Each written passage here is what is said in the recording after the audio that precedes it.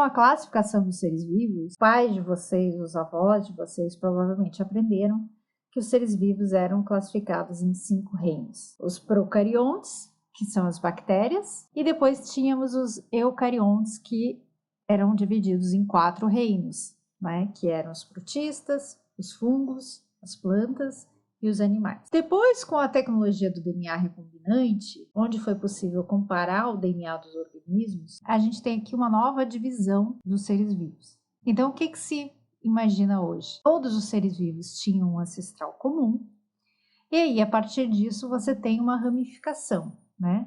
Onde você tem aqui um grupo do que era antes o reino Monera, que eram as bactérias, divididos agora em 2 grupos, né? A gente chama esses grupos de domínios. Seriam as eubactérias, que são a maioria das bactérias, e aqui a gente tem um grupo diferente, que são das aquibactérias, que são bactérias um pouquinho diferentes, têm a característica de sobreviver em locais inóspitos, né, com alta salinidade, altas temperaturas. E esse grupo das arqueobactérias, na verdade, elas são muito mais próximas dos organismos eucariontes do que, na verdade, as bactérias, a maioria das bactérias são dos eucariontes. Então, vamos falar um pouquinho das bactérias. Tanto as bactérias quanto as arquibactérias, tá? Elas são procariontes. O que são procariontes? São células que elas não possuem membrana celular, ou seja, elas não possuem carioteca. O DNA ele fica disperso no citoplasma.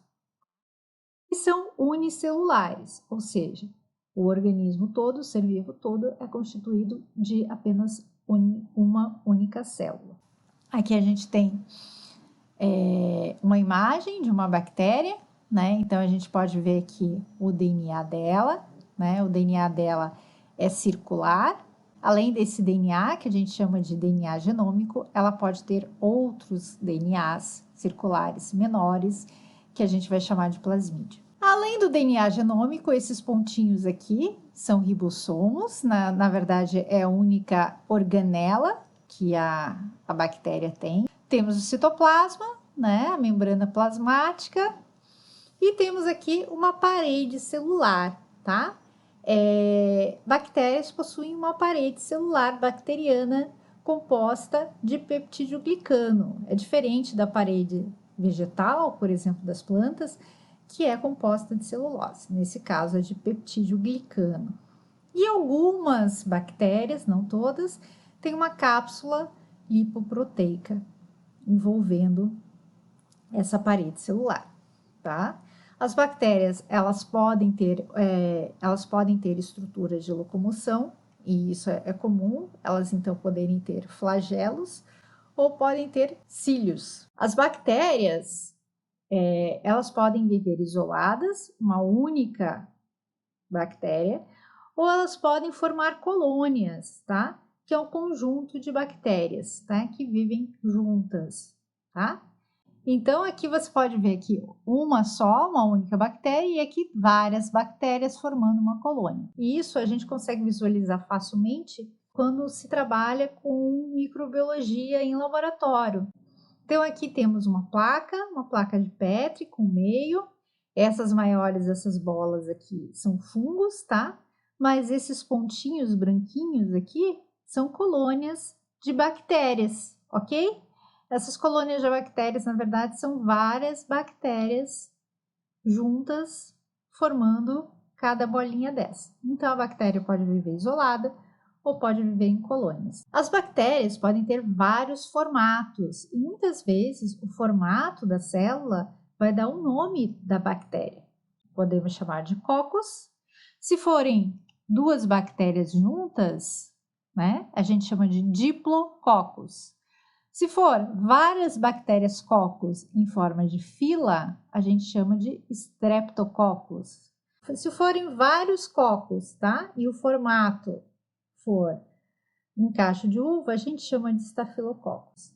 E se elas forem em forma de dado, quadradinho, a gente chama de sarcina, tá? Quando a bactéria ela é compridinha, a gente chama de bacilo.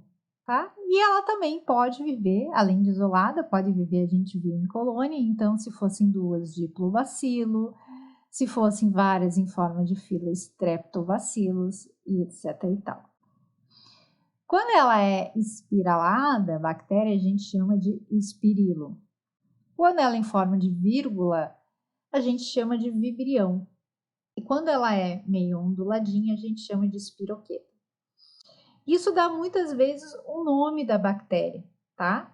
Então, por exemplo, quando a gente pensa em lactobacillus, né? Que é a bactéria lá do Yakult, lactobacillus vivus. Então, você já sabe, bacillus, que é em forma de bacilo, né? A bactéria da cólera, Vibrio cólera, que é o nome dela. Então, você já sabe que ela é em forma de vibrião, tá? Então, muitas vezes, o nome da bactéria já te diz o formato que ela tem.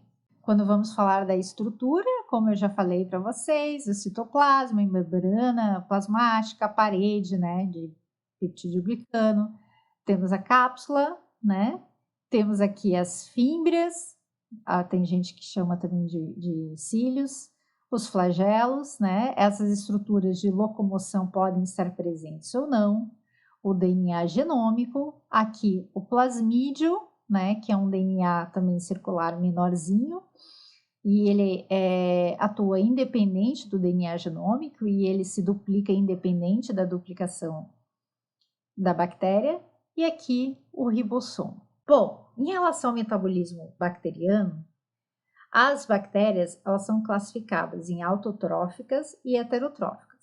O que seria autotróficas? Elas conseguem produzir o seu próprio alimento. Como é que ela pode fazer isso? Ou através da fotossíntese, né, que é o quê? A conversão da energia solar em energia química para produzir o seu próprio alimento, produzir o seu próprio carboidrato, ou quimiosintetizantes, que em vez de ela pegar a energia solar, ela consegue essa energia através de reações de oxirredução. Também ela pode ser heterotrófica, que é quando ela não consegue produzir o seu próprio alimento e ela tem que se alimentar de outras fontes. E aí, a partir do momento que ela consegue a obtenção desse alimento, ela consegue quebrar, né, as moléculas e utilizar para a produção de energia. E aí, para que ela faça isso, ela pode ser respiradora ou fermentadora. A respiradora é quando ela consegue quebrar totalmente as moléculas orgânicas, transformando estas em inorgânicas. Isso que é a respiração. A respiração, ela pode ter a presença ou não do oxigênio, tá? Aquelas que não têm presença de oxigênio, a gente chama de respiração anaeróbia. E aquelas que contêm a presença do oxigênio, como nós, por exemplo, né, que somos respiradores aeróbios, então já diz o nome respiração aeróbia. Então existem bactérias, né, heterotróficas no caso, respiradoras anaeróbias, ou seja, respiram sem a presença de oxigênio, e essas ainda podem ser classificadas em dois tipos, as facultativas e as obrigatórias. As obrigatórias é quando a respiração necessita a ausência de oxigênio. Se tiver oxigênio, a bactéria morre, por isso é anaeróbia obrigatória. Já na anaeróbia facultativa, se tem oxigênio, ela respira com oxigênio. Se não tem oxigênio, ela faz respiração anaeróbia. Tudo bem? Já as heterotróficas fermentadoras, elas não conseguem quebrar totalmente moléculas orgânicas até moléculas inorgânicas, tá? Então, as moléculas orgânicas, elas se transformam em moléculas orgânicas mais simples, mas não chegam a virar moléculas inorgânicas. Por isso, a produção de energia, ela é menor. Então, temos as autotróficas fotossintetizantes, as autotróficas quimiosintetizantes, as heterotróficas respiradoras, tá? E aí podem ser anaeróbias ou aeróbias, sendo que as anaeróbias podem ser facultativas ou obrigatórias, e temos as fermentadoras. Falei para vocês que as bactérias, na verdade, são dois domínios, que são as eubactérias, que são as maioria das bactérias, e as arqueobactérias. que são as mais próximas dos organismos eucariontes. Qual é a grande diferença? Falei para vocês que as eubactérias são as bactérias mais conhecidas, tá? Fora as cianobactérias também que entram, que são as bactérias fotossintetizantes, que muito tempo atrás eram até consideradas algas, agora a gente sabe que são bactérias. As arqueobactérias, que são as mais próximas filogeneticamente dos organismos eucariontes, são pouco estudadas. Por quê? Porque elas vivem em condições muito inóspitas. O que seria? Alta salinidade, alta temperatura, né? Ambientes com pouco oxigênio ou sem nenhum oxigênio, o pH é extremamente ácido. Então é muito difícil ter acesso a esses lugares, tá? Por isso que elas são menos estudadas. Parecia muito como era a vida nos primórdios da Terra. Reprodução das bactérias. Bom, temos a reprodução assexuada, né, que é a mais comum, que é o quê? É muito parecida com a mitose, tá? Essa reprodução assexuada a gente chama de divisão binária ou cisciparidade. Você tem aqui a bactéria. Essa bactéria, ela duplica o seu DNA e aí depois ela divide o seu citoplasma, formando então duas células filhas idênticas à célula mãe. Os cientistas descobriram que muitas vezes existe mistura entre o DNA de algumas bactérias.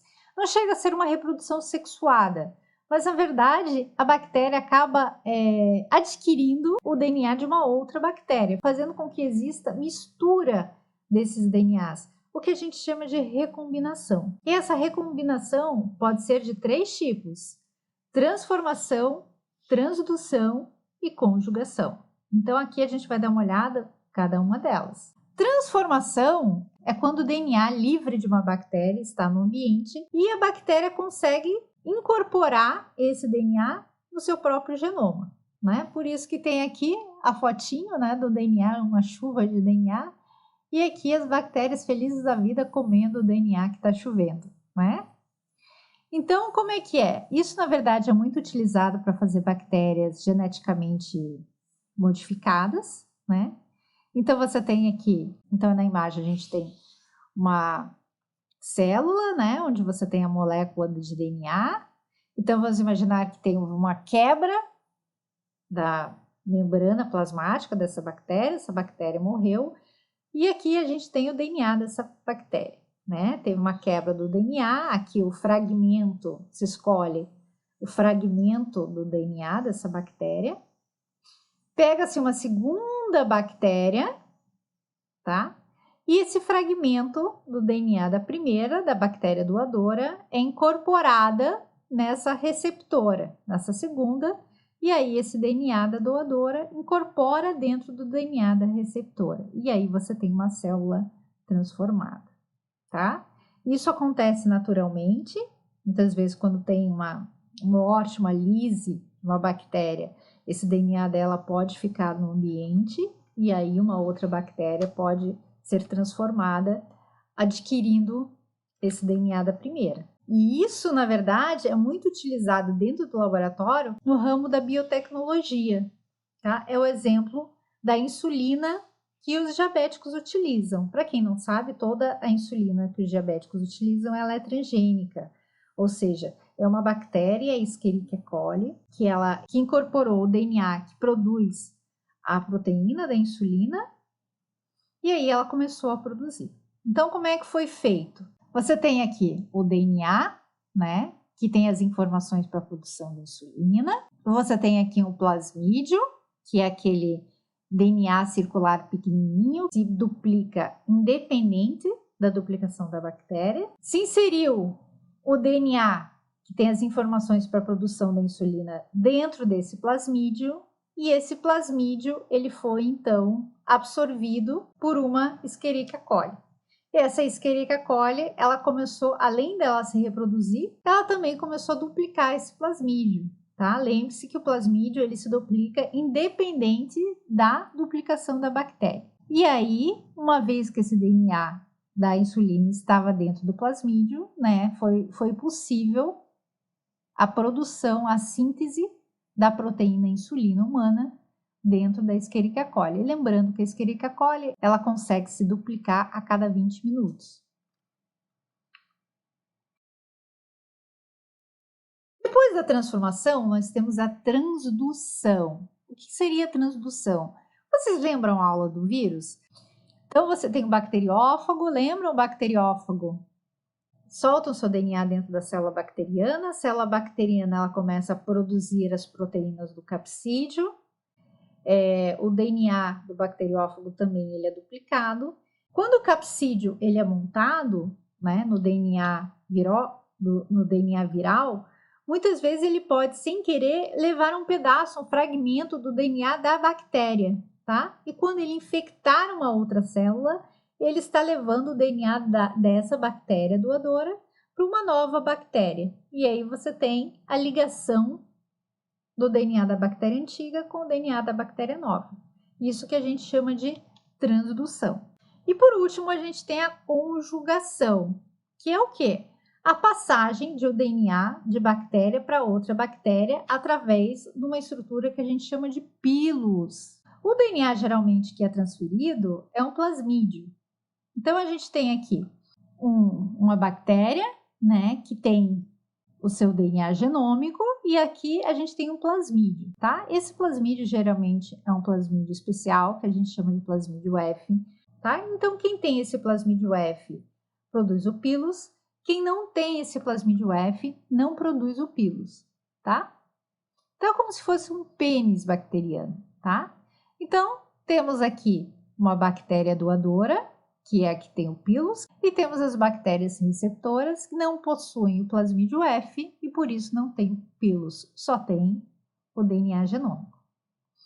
E a partir do momento que esse pilus ele encontra outra bactéria, ele liga o seu pilus fazendo como se fosse uma ponte. E esse então plasmídio, ele é replicado, ou seja, duplicado, e uma cópia vai para a bactéria receptora, ok? E aí essa bactéria receptora tem então o plasmídio e é capaz então de produzir um pilus e pode achar uma nova bactéria receptora para continuar com essa duplicação do plasmídio. Essa é uma das características que faz com que novas bactérias elas tenham maior resistência a antibióticos. Muitas vezes o gene que dá resistência a antibióticos ele fica no plasmídio, tá? E aí, quando o plasmídio ele passa para outra bactéria, uma bactéria receptora que não tem o pilus, muitas vezes nesse plasmídio também tem os genes que dão resistência ao antibiótico. Então, nisso, uma bactéria começa a passar resistência a antibióticos para outras bactérias que antes não teriam essa resistência.